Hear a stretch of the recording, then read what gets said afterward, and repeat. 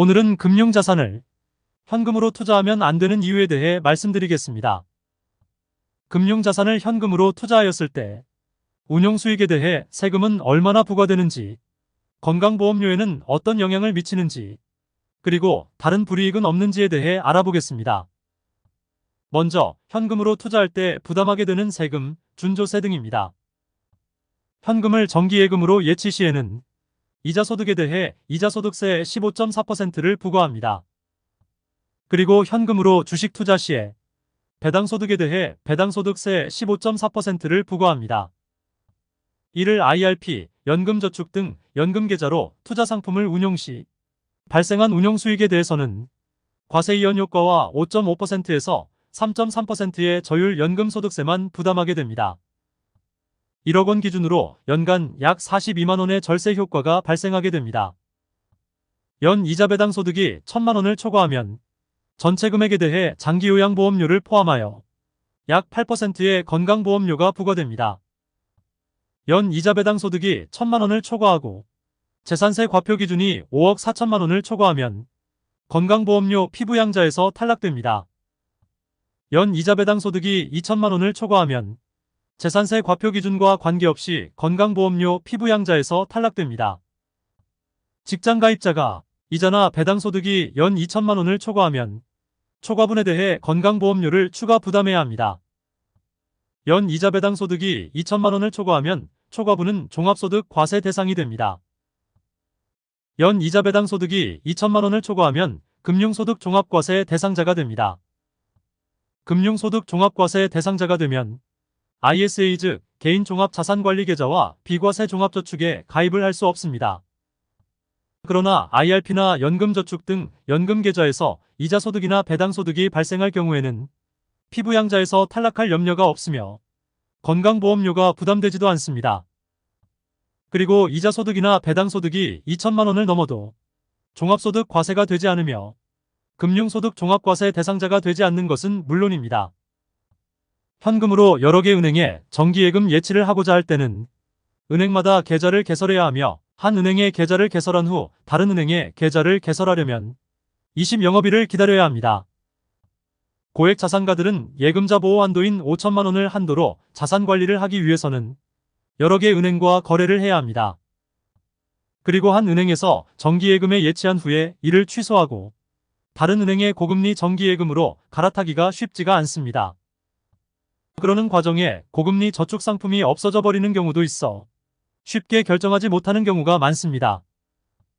또한 통상 같은 시기에 일반 계좌의 정기예금 금리가 같은 은행 IRP 계좌 연계 정기예금보다 금리가 낮은 경우가 많습니다. IRP 계좌로 저축은행 정기예금에 예치할 경우 한 증권사에서 여러 개 저축은행 정기예금에 동시에 예치가 가능하고 일반 계좌보다 높은 금리의 저축 상품에 예치할 수가 있습니다. 가입자 사망 시 현금 자산은 배우자나 자녀에게 상속을 통해서 이전이 이루어집니다. 그러나 연금 계좌는 배우자에게는 상속세 부담 없이 승계가 가능합니다. 물론 자녀에게 상속 시에는 상속세를 부담하여야 하나 상속세 산출 전에 연금 계좌에서 일반 계좌로 전환 시에는 16.5% 고율의 기타 소득세가 아닌 5.5% 저율 연금소득세만 부담하면 됩니다. 현금으로 주식 투자할 경우 증권거래세가 부과되며 증권사의 거래수수료를 부담해야 합니다. 그러나 비대면으로 IRP 계좌를 개설하는 경우 ETF 투자 시에 증권거래세는 물론 거래수수료도 내지를 않습니다. 다음은 현재는 적용하고 있지 않지만 앞으로 변화가 예상되는 내용입니다. 현재 연간 1,000만 원을 초과하는 금융소득에 대해 건강보험료를 부담해야 하지만 앞으로 연간 336만 원 초과하는 금융소득에 대해서도 건강보험료를 부과하고자 추진 중에 있습니다. 1억 원을 1년 만기 4%, 3천만 원을 3년 만기 4% 정기예금에 가입할 때 만기에 발생하는 이자 수익에 대해 건강보험료를 부담하게 된다는 의미입니다. 금융투자소득세가 당초 금년 즉 2023년부터 시행될 예정이었으나 2년 유예되어 2025년부터 시행됩니다. 금융투자소득세가 도입되면 5천만 원을 초과하는 주식 매매 차익에 대해서는 금융투자소득세가 과세됩니다. 그리고 250만 원을 초과하는 채권 매매 차익에 대해서도 과세가 됩니다. 현재는 주식과 채권의 매매 차익에 대해서는 과세를 하지 않고 있습니다. IRP나 연금저축 등 연금계좌로 투자 상품을 운용할 경우에는 과세 이연 효과를 보면서 5.5%에서 3.3%의 저율 연금소득세만 내고 종결하면 됩니다. 다음으로 기초연금 수급에 미치는 영향을 보겠습니다. 기초연금 소득 인정액을 산정할 때 현금은 금융재산으로 분류되어 소득 환산액 산출 대상에 해당합니다. 그리고 이자나 배당소득은 기초연금 소득평가액 중에 하나에 해당합니다. 반면 연금계좌 잔고액은 소득 환산액 산출 대상에 해당하며 연금계좌에서 발생한 이자나 배당 수익은 실제로 수령하기 전에는 소득 환산액에 합산되게 됩니다. 그리고 연금계좌에서 연금을 수령할 때에 연금소득으로 분류가 되어 소득평가액 중에 하나에 해당하게 됩니다. 기초연금 소득인정액 산정 시에는 연금계좌가 현금보다 특별히 우위에 있는 점은 없는 것으로 보여집니다. 현금으로 보유 시에는 부동산 자산 매수 그리고 자녀 결혼자금 확보에 용이합니다. 연금계좌로 보유할 경우 현금만큼 용이하지는 않지만 실제 연금을 수령하지 않더라도 만 55세부터 연금 수령 연차가 기산되어 만 65세부터는 연금 수령 한도가 없어집니다. 만 65세부터는 연금계좌에서 목돈을 인출하는데 제약이 없어지므로 평상시에는 연금의 장점을 최대한 활용하고 목돈이 필요할 때는 이를 인출해서 쓰는 전략 구사가 가능해지게 됩니다. 현금으로 주식 투자 시의 매매 차익에 대해서는 비과세입니다. 반면 연금계좌로 ETF 투자 시에는 매매 차익에 대해서는 5.5%에서 3.3%의 저율 연금소득세가 부과됩니다.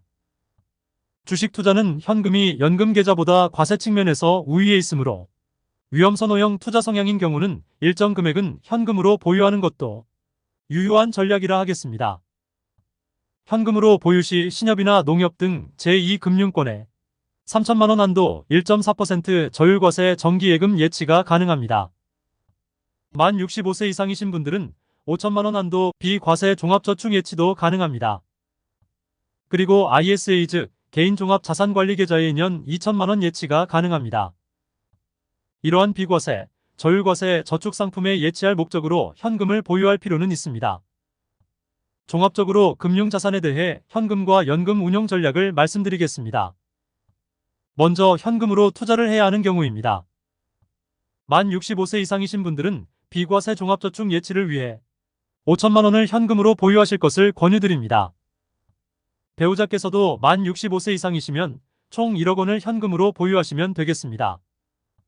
그리고 아직 만 65세가 안 되신 분들은 제2금융권 저율과세 정기예금을 위해 3천만 원을 현금으로 보유하실 것을 권유드립니다. 배우자까지 포함하면 총 6천만 원입니다. ISA 즉 개인종합자산관리계좌에 1년에 2천만 원씩 3년 동안 예치할 6천만 원은 현금으로 보유하시면 되겠습니다. 배우자까지 포함하면 총 1억 2천만 원입니다. 다음으로 위험선호형 투자 성향인 경우 본인의 성향에 맞게 주식 투자 목적으로 일정 금액의 자금을 보유하시기 바랍니다. 주로 이자나 배당 수익을 목적으로 하는 경우에는 금융자산을 현금보다는 IRP 계좌나 연금저축계좌로 보유하기를 권유합니다. 오늘은 금융자산을 현금으로 투자하면 안 되는 이유에 대해 알아봤습니다. 자료가 유익하셨다면 구독, 좋아요 부탁드립니다. 시청해주셔서 감사합니다.